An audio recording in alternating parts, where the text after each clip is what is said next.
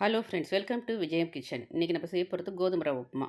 இது ரவை மாதிரி இருக்காது, கொஞ்சம் 1 2 உடைச்சா மாதிரி இருக்கும். இதுக்கு தேவையான பொருட்கள் வெங்காயம், பச்சை மிளகா, இஞ்சி, கேரட் எடுத்து வச்சுக்கோங்க. கூட வந்து கோதுமை ரவையும் எடுத்து வச்சுக்கோங்க. இப்போ வந்து இது வாணல்ல அடுப்பில் வச்சுட்டு எண்ணெயை ஊற்றி அதில் வந்து கடுகு, உளுத்தம்பருப்பு, ஜீரகம், அது வெடிச்ச அப்புறம் நீங்கள் வந்து கொஞ்சோண்டு கடுகு கடலப்பருப்பு போட்டுக்கோங்க. கறிவேப்பிலை போட்டு கடலப்பருப்பையும் போட்டு வதக்குங்க. இந்த கோதுமை ரவை உப்புமா வந்து சுகர் பேஷண்ட்டுக்கு ரொம்ப நல்லது. சுகர் பேஷண்ட்டில் யார் வேணாலும் டயட் இருக்கிறவங்க சாப்பிட்றது நல்லது. ம் ம் பசங்களுக்கு பிடிக்குமான்னு தெரில. இது நல்லா வதக்கிக்கோங்க. வதக்கிக்கிட்டு அப்புறம் வெங்காயம், பச்சை மிளகாய், இஞ்சியை போட்டு கண்ணாடி பதம் வர வரைக்கும் வதக்கிக்கோங்க. ம் இதை வதக்கிட்டு இதுக்கப்புறமேட்டா வந்து நீங்கள் தண்ணி வைக்கணும். 1 டம்ளர் ரவைக்கு வந்து 2 1/2 டம்ளர் தண்ணி வச்சிங்கனாக்கா சரியாக இருக்கும்.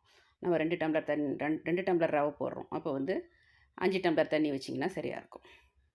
தண்ணி வச்சுட்டு அதிலேயே உப்பை போட்டு நல்லா கொதிக்கிற வரைக்கும் தட்டை போட்டு மூடிடுங்க. உப்பு போட்டுட்டு தட்டை போட்டு மூடிடுங்க நல்லா கொதிக்கிற வரைக்கும்.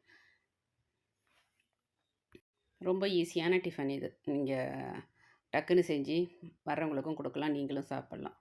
இதுக்கப்புறமேட்டா கேரட்டை போடுங்க. தண்ணி நல்லா கொதிச்சோடனே கேரட்டை போடுங்க. முதலே கேரட்டை போட்டிங்கனாக்கா அதோடைய கலரெல்லாம் அதில் இறங்கி ஒரு மாதிரி மஞ்சளாக ஆகிடும். கேரட்டை போட்டுட்டு உடனே நீங்கள் வந்து ரவையை கொட்டிடுங்க. கொட்டிட்டு கிண்டி விட்டு தீயை கொஞ்சம் சின்னதாக்கி மூடி போட்டு மூடிடுங்க.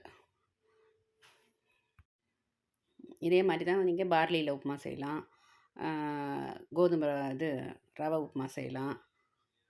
அதுக்கப்புறம் வரகரிசி இதெல்லாம் கூட இதே மாதிரி உப்புமா செஞ்சு சாப்பிட்டாக்கா உடம்புக்கும் நல்லது. தண்ணி சுண்டுற வரைக்கும் நீங்கள் வச்சுருக்கணும். நல்லா பொல பொலன்னு வர வரைக்கும் வச்சுருந்தீங்கனாக்கா நல்லாயிருக்கும். தண்ணி இருந்தாக்கா தண்ணி சுண்டுற வரைக்கும் வச்சுருக்கணும். தண்ணி நல்லா அதில் வேகணும். வேகினா தான் வெந்துடும். அப்போ தான் பொல பொலன்னு இருக்கும். இதில் வேணும்னா நீங்கள் தேங்காயும் துருவி போட்டுக்கலாம். தேங்காய் பிடிக்கிறவங்க தேங்காய் போட்டுக்கலாம். எனக்கு பிடிக்கல, தேங்காய் நான் போட்டுக்கல. அவ்வளோதான். இது ரொம்ப ஈஸியான பலகாரம். ராத்திரி டிஃபனுக்கு வச்சுக்கலாம். இது நீங்கள் ட்ரை பண்ணி பார்த்துட்டு எனக்கு கமெண்ட் பண்ணுங்கள், ஷேர் பண்ணுங்கள். தேங்க்யூ.